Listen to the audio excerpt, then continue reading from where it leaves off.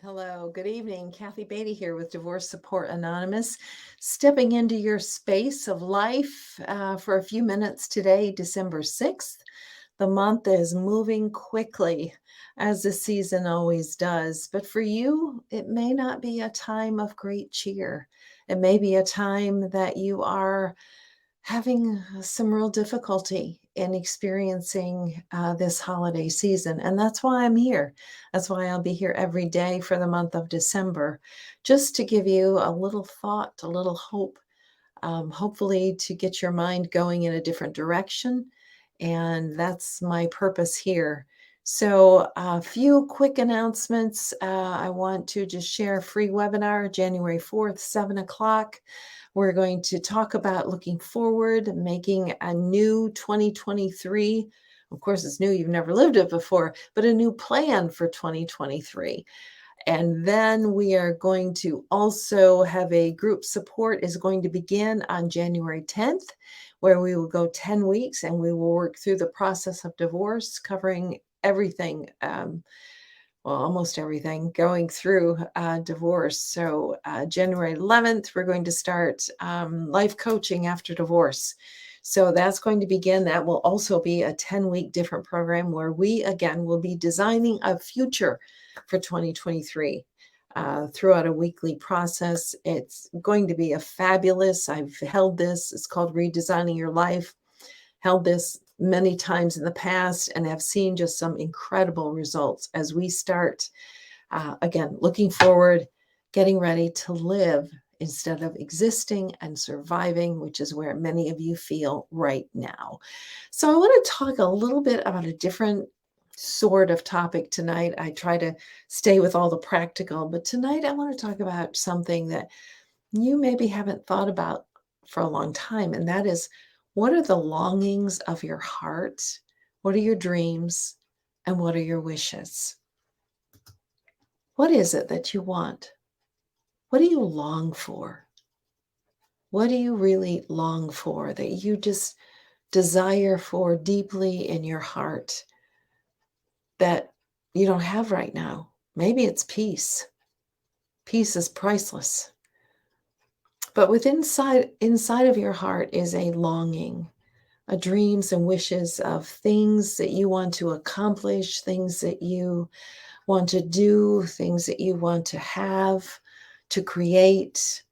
The list goes on as to where you're at and what it is that you are wanting to do. But a lot of us have totally forgotten what our dreams are, because we have been spending so much time and energy in just surviving right now. And right now in the holiday season, we may be just trying to survive through this season just to get through it. We may not even have time to think of dreams and longings, but they are important. They're very important. I will never forget 23, almost 24 years ago now, as I was going through my own divorce, we met with a marriage counselor trying to save the marriage, obviously. And the counselor said, Kathy, I want to talk to you privately. We have been doing sessions together. And so I met with him. And he looked at me and he said, Kathy, what are your dreams? And I thought, what a weird question. I'm in the middle of this crisis and you're asking me what my dreams are, my goals are? What? And he said to me, and I really felt it was one of those moments where the hand of God was on my shoulder. And he's like, don't give up on your dreams. And I sat there just kind of in awe of that thought of having dreams and giving ourselves permission to have dreams. It seems such a contrast to where I was at. And yet within us are these longings and dreams that we want to see come to fruition, that we want to see the purpose of our life lived out. They are through our dreams and through our longings. And so I won't ever forget that conversation, because like I said, it felt to me like the hand of God was on my shoulders, like, don't give up. Don't give up, child. Don't give up. Your dreams are a part of you. And I am a creative sort, so this really spoke to me specifically. But we all have dreams. We certainly have dreams, and we have forgotten dreams that are waiting. Again, we have spent so much time just surviving this negative relationship or the results of divorce or trying to recover from getting out of divorce that we have totally forgotten what our dreams are and who we are in essence. Because I think our dreams are connected to our gifts and our talents, and we feel fulfilled when we use our gifts and our talents, because that's how God designed us. So there's a few verses I want to comment on. One of them is commit your work or your dreams to the Lord, and your plans will be established. To think that God created us in such an intricate manner with our gifts and our talents, and He also created our plans to be established. And Jeremiah says it well. The plans I know the plans I have for you, says the Lord. They're plans for good and not for disaster, to give you a future and a hope. God doesn't plan a disaster for us. He plans good things. And that verse, I hope, is encouraging to you. So, what are your dreams? What are those longings that you have in your heart and in your life to fulfill? Maybe it's writing a book. Again, I'm the creative sort, so I think of writing a book, writing a play, creating something. Creating is a gift of God from us, because He's a creator and He makes us creative. And it's, well, I could spend a lot of time on that topic, but I won't, because it is profound. Let me just say that evil wants to shut us down in shame, because evil knows on the other side of shame is our creativity, for us to be like God and create beautiful and good things. So the question of your dreams, what is holding you back? I probably know the answer to this. It's divorce. It's getting over the trauma of divorce. It's trying to figure out life after divorce. That's what's holding me back. But maybe it would help you and give you hope if you were to become in touch with what your dreams are.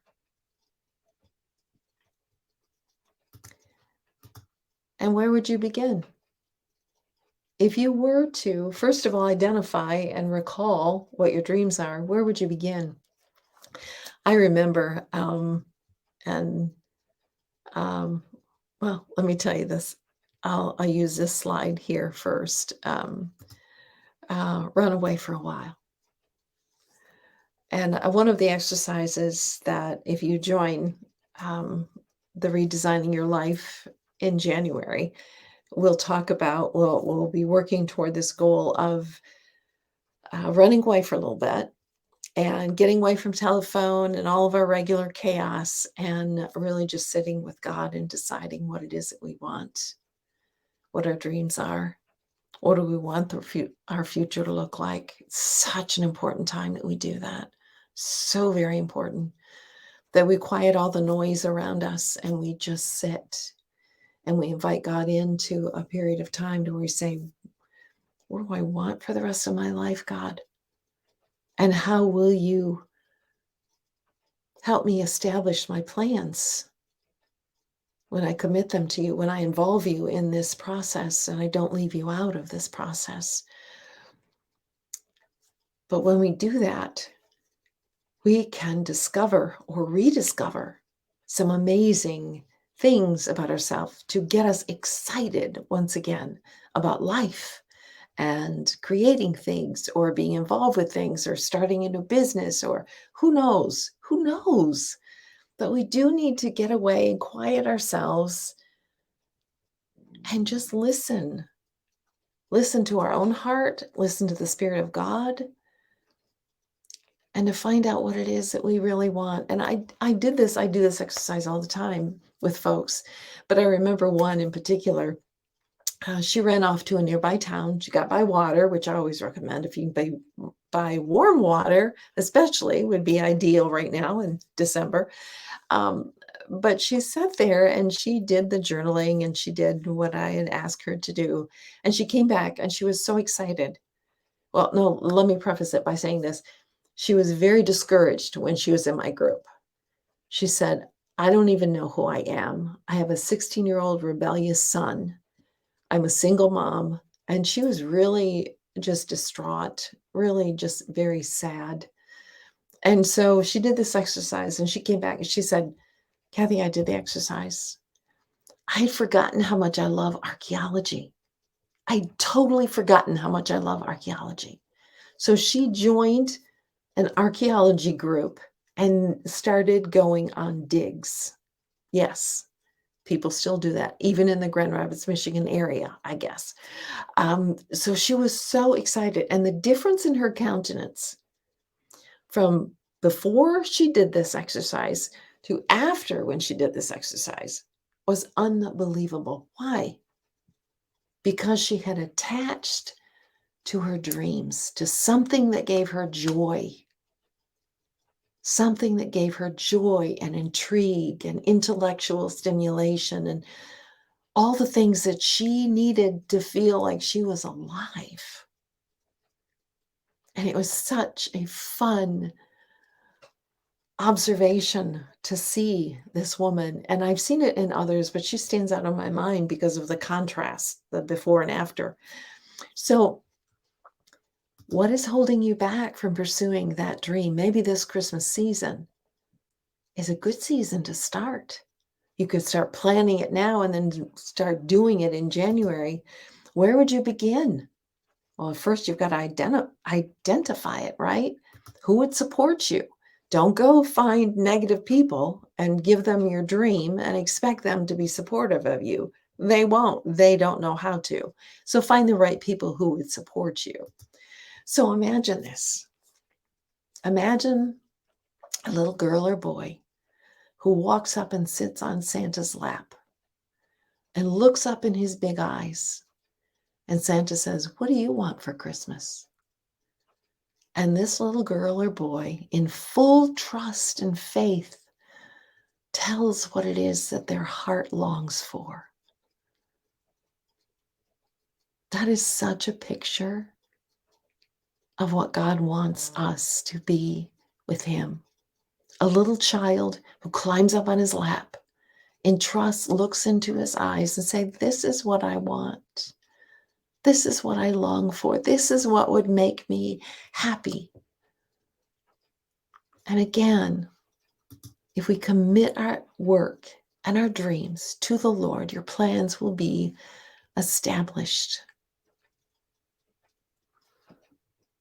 And if you think that God lacks imagination or depth as far as what he can give you, let me share with you this verse. Eye has not seen, nor ear heard, nor have even entered into the heart of man the things which God has prepared for those who love him. So our dreams are somewhere out there that we have forgotten about, but they are also within the hand of God. So this Christmas, start dreaming once again.